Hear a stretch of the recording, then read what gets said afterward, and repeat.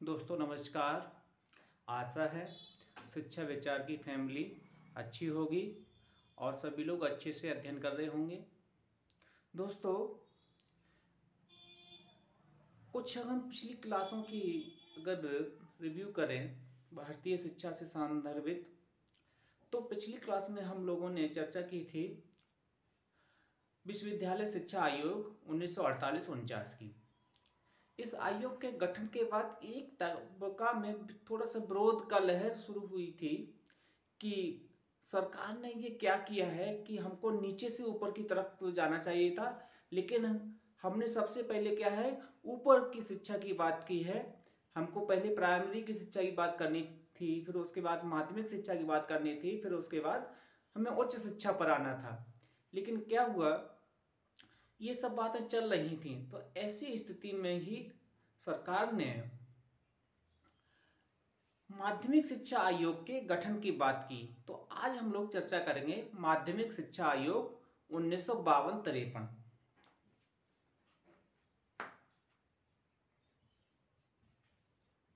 माध्यमिक शिक्षा आयोग 1952-53।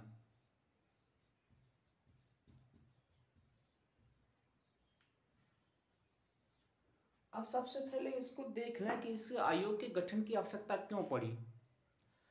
हुआ यूं कि हमारा देश 1947 में आज़ाद हो गया और उसके बाद क्या है कि 1948-49 में ताराचंद समिति की स्थापना की गई। ताराचंद समिति का गठन किया गया और समिति ने कई अपने वो दिए, सजेशन दिए। लेकिन जब इस सरकार को पता लगा कि ये जो सजेशंस हैं सर मुख्य रूप से तो कैब को ये लगा कि सर जो सजेशंस हैं, सुझाव हैं, अधूरे हैं, ठीक, पूरे नहीं हैं। तो उसने ऐसी स्थिति में क्या है कि 23 सितंबर 1952 को माध्यमिक शिक्षा आयोग का गठन कर दिया।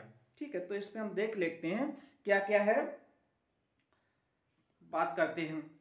अब जैसे अब आयोग का है कि 23 सितंबर 1952 को इसकी स्थापना की गई, गठन किया गया। तो अब यहां से हम गठन बात करते हैं। ठीक है, गठन 23 सितंबर 1952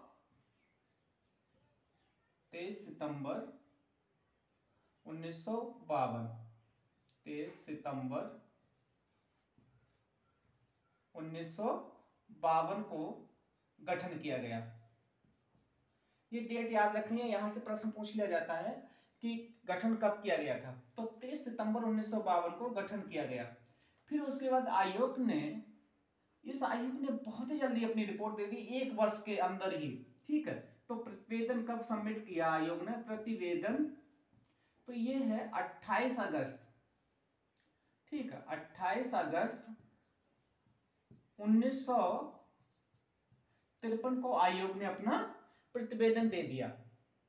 तो आप देख रहे हैं कि लगभग 11 महीना से कुछ ही समय पहले ही आयोग ने अपना दे दिया प्रतिवेदन। यूं कहें सरल भाषा में कि 1 साल से पहले ही आयोग ने अपनी रिपोर्ट दे दी। जो पिछले के अगर आयोग हैं उनकी हम बात करें तो यहाँ पर ये सबसे जल्दी अपनी देता है रिपोर्ट। अब बात करें कि क्या क्या है यहाँ पर भाई।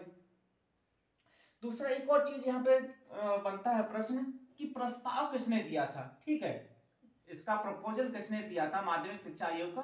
तो प्रस्ताव कैब ने दिया था, central advisory board of education ने दिया था, कैब ने दिया था।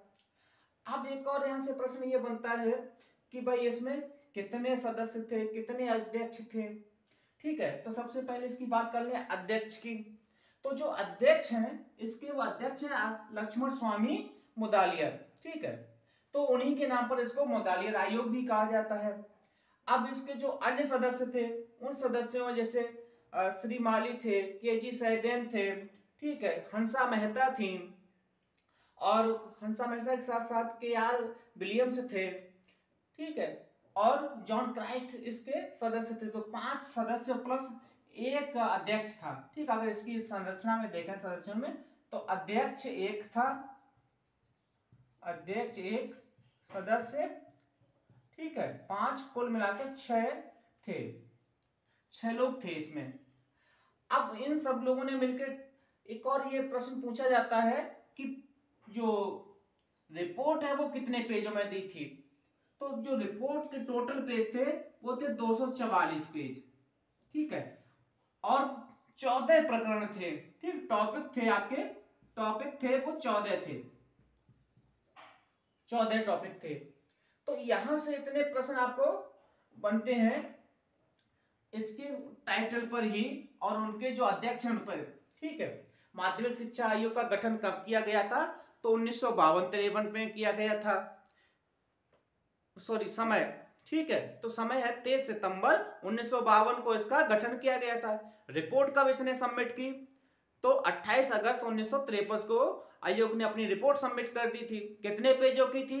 244 पेजों की थी। कितने टॉपिक थे? 14 टॉपिक थे। साथ ही साथ ये पूछा जाता है कि इसके अध्यक्ष कौन थे? तो लक्ष्मण स्वामी मुदालियर थे। ये तत्कालीन चेन्नई विश्वविद्यालय, चेन्नई या मद्रास विश्वविद्यालय के कुलपति थे। और कौन इसके सदस्य क्या थे? तो केजी सहदेन, श्रीमाली, ठीक है, विलियम्स, हंसा मेहता और जॉन किलक्रास्ट इसके सदस्य थे। तो ये यहां से प्रश्न बनते हैं, इन पर थोड़ा सा ध्यान रखना है। अब बात करेंगे कि इसके सुझाव क्या थे, उन सुझावों पे बात कर ले एक एक करके। जो इसके प्रमुख सुझाव थे तो उनके सुझावों पे बात कर ले, जहां से प्रश्न बनते हैं संक्षेप में, ठीक है। तो सबसे पहले इसने क्या है कि प्रांतीय शिक्षा सलाहकार बोर्ड की स्थापना की गई। इसके सुझाव पर क्या है, इसके सुझाव पर हम बात करें, ठीक है, तो प्रांतीय शिक्षा सलाहकार बोर्ड की स्थापना की गई। ये आप नोट कर सकते हैं इसको, कर प्रांतीय शिक्षा सलाहकार बोर्ड, प्रांतीय शिक्षा सलाहकार बोर्ड की स्थापना की गई। ये बहुत ही महत्वपूर्ण पूछा गया है, प्रांतीय शिक्षा सलाहकार बोर्ड की स्थापना किसके सुझाव पर की गई थी? तो लक्ष्मण स्वामी मुदालियर के आयोग के सुझाव पर इसकी स्थापना की गई थी, ठीक है। Provincial advisory board of education की स्थापना की गई। दूसरा क्या है इसमें? बोर्ड ऑफ टेक्निकल एजुकेशन की स्थापना की गई। यहीं से क्या है, बोर्ड ऑफ टेक्निकल एजुकेशन की स्थापना की गई। बोर्ड ऑफ टेक्निकल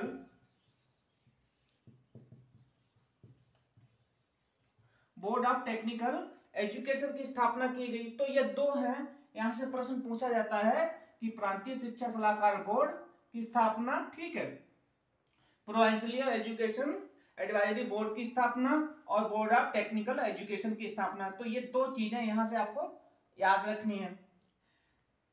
अब इसने कुछ अपने शिक्षा के संगठन पे बात की कि शिक्षा का संगठन कैसा होना चाहिए, उस पे बात की कि माध्यमिक शिक्षा का जो संगठन है वो कैसा होना चाहिए। तो सबसे पहले इस पे हम बात करेंगे ड्यूरेशन की, ठीक है, ड्यूरेशन या अवधि की, कि अवधि क्या होनी चाहिए इसकी।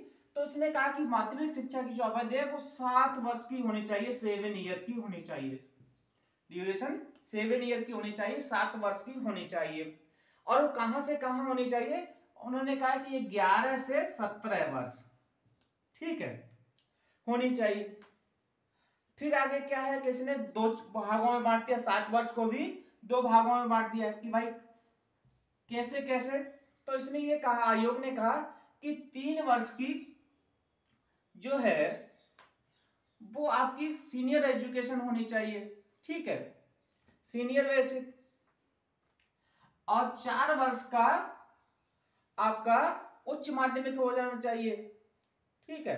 तो इस तरीके से इसने कहा जो 3 और 4 ये ध्यान रखेंगे, ठीक है, सॉरी, जो 3 वर्ष की है, ठीक है, वो निम्न है और 4 वर्ष की उच्च है। इस तरीके से याद रखेंगे, जो निम्न माध्यमिक है वो 3 वर्ष का और उच्च माध्यमिक है 4 वर्ष का, इस तरीके से याद रखेंगे। ये बात ये हो गई ड्यूरेशन की। फिर इसने कहा कि जो इसके साथ ही साथ मल्टीपर्पज स्कूल खोले जाए। ये प्रश्न कई बार पूछा गया है कि मल्टीपर्पज स्कूल खोलने की बात किसने की, बहुउद्देशीय स्कूलों के खोलने की बात किसने की? तो बहुउद्देशीय स्कूलों के खोलने की बात है माध्यमिक शिक्षा आयोग 1952-53 ने की। ये इंपॉर्टेंट प्रश्न है कि बहुउद्देशीय स्कूलों की स्थापना की जाए, बहुउद्देशीय स्कूलों की स्थापना की जाए। ये कई बार प्रश्न पूछा गया है। साथ ही साथ इसने कहा कि डाइवर्सिफाइड कोर्स, ठीक है, विविध पाठ्यक्रम चलाए जाएं, ये भी प्रश्न पूछा जाता है, ठीक है, विविध पाठ्यक्रम चलाए जाएं। और एक और इसने महत्वपूर्ण जो सुझाव दिया वो टेक्निकल एजुकेशन से दिया। उसने कहा कि बड़े शहरों में टेक्निकल कोर्स खोले जाएं, ठीक है, कोर्स चलाए जाएं, कॉलेज खोले जाएं।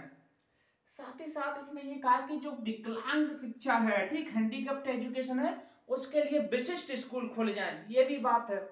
एक और इसका महत्वपूर्ण जो सुझाव था और वो इसके उद्देश्यों में भी शामिल था कि चरित्र निर्माण के लिए, ठीक है, चरित्र निर्माण के लिए।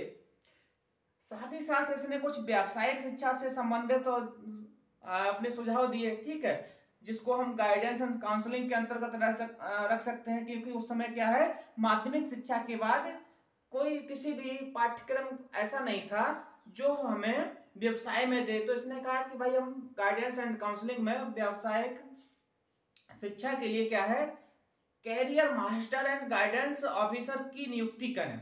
बहुत ही अच्छा ये सुझाव दिया था कि भाई career master and guidance officer की नियुक्ति की जाए, ठीक है।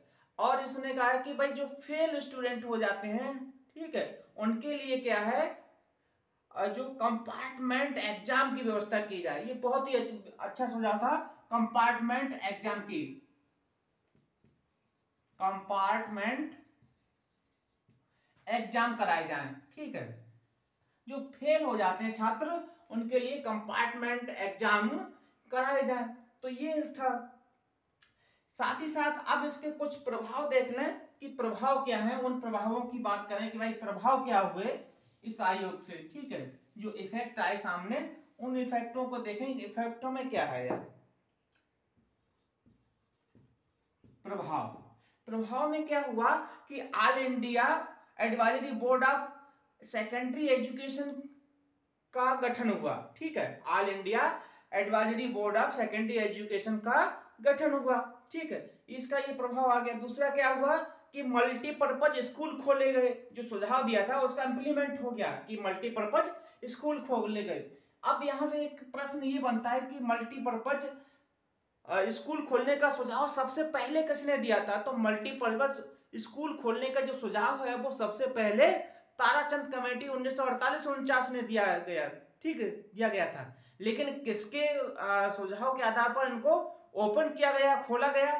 तब ये प्रश्न हो जाएगा आपका माध्यमिक शिक्षा आयोग 1948-49। विकलांगों के लिए और अगला प्रभाव क्या हुआ कि विकलांगों के लिए विशिष्ट स्कूल अलग से खोले गए, ठीक है। तो ये हम चीजें आई। तो आशा करता हूं कि ये टॉपिक आपने सही से समझा होगा और यदि यहां से कोई प्रश्न बनता है तो आप उसको सॉल्व कर सके।